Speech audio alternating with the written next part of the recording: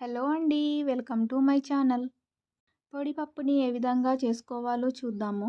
Stove వెలిగించుకొని అందులో బాణీ పెట్టి కొంచెం నూనె వేసుకోవాలి.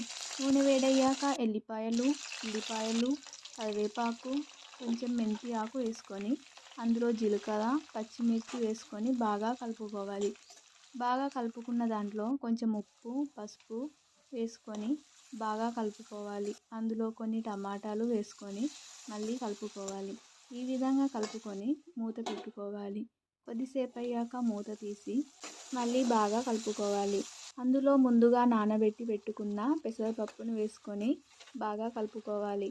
అలాగే సరిపడనన్ని నీళ్లు కూడా పోసుకొని మూత పెట్టుకోవడమే. కొద్దిసేపు అయ్యాక ఈ విధంగా బాగా ఉడుకుతుంది. ఈ విధంగా ఉడికాక ఫైనల్గా కొత్తిమీర ఆకుతో గార్నిష్ చేసుకుంటే రెడీ. Please subscribe.